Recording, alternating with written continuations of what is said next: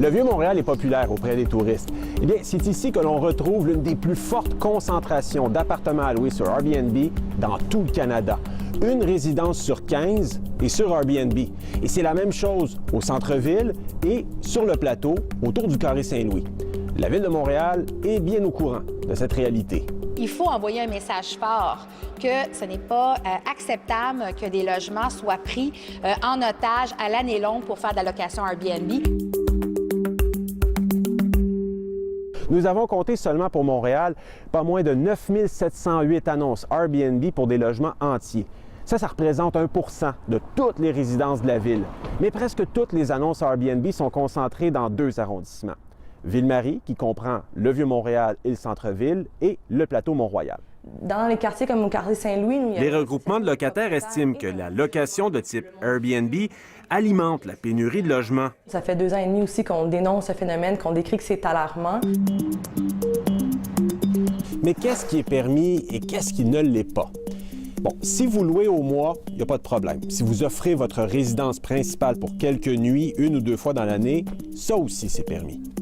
Par contre, selon la réglementation actuelle, si l'offre est pour du court terme, pour moins de 31 jours, et que vous louez sur une base régulière, constante, fréquente ou récurrente, eh bien, ça devient une résidence de tourisme. Et pour ça, il faut absolument détenir une attestation de classification. Mais comment déterminer si un logement est loué sur une base régulière? Après une visite, Airbnb vous propose de commenter votre séjour. Logiquement, plus il y a de commentaires, plus l'appartement est visité régulièrement. En ne ciblant que les annonces qui avaient plusieurs dizaines de commentaires, eh bien, on a recensé seulement dans l'arrondissement Ville-Marie entre 7 et 800 appartements qui sont loués régulièrement.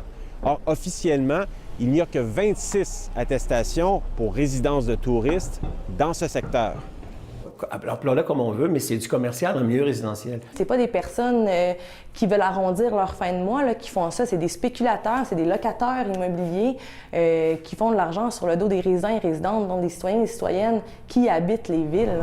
Entre 7 et 800 potentielles résidences de touristes, eh bien, c'est l'équivalent de 4 hôtels de taille moyenne comme celui-ci.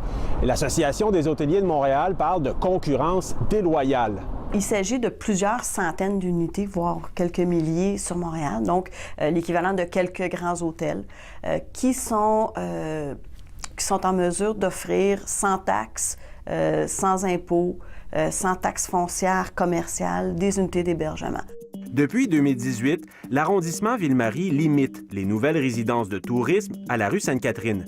Mais comme on peut le voir sur cette carte, presque tous les appartements que nous avons identifiés sont hors de cette zone. Mon problème actuellement, c'est que le gouvernement du Québec doit s'en mêler et être beaucoup plus proactif. On a le ministère du Revenu maintenant qui peut donner des amendes très salées. Force est d'admettre que sur le terrain, ça ne s'est pas encore manifesté. Je pense que ça, c'est un Airbnb, ça, c'est un Airbnb, ça, c'est un résident. Ici, c'est un nouveau Airbnb qui a commencé. Le problème, c'est que la réglementation actuelle est tellement floue que ça devient difficile de donner des contraventions. Une situation que prévoit clarifier la nouvelle ministre du Tourisme. Raison pour laquelle, avant la fin de la présente session parlementaire, je vais déposer un règlement. Donc, un règlement qui va être clair, qui va être simple, qui va être applicable, mais surtout qui va être équitable pour tout le monde. De son côté, Airbnb affirme simplement être favorable à une réglementation, pourvu que les règles soient intelligentes et qu'elles répondent aux attentes des gens.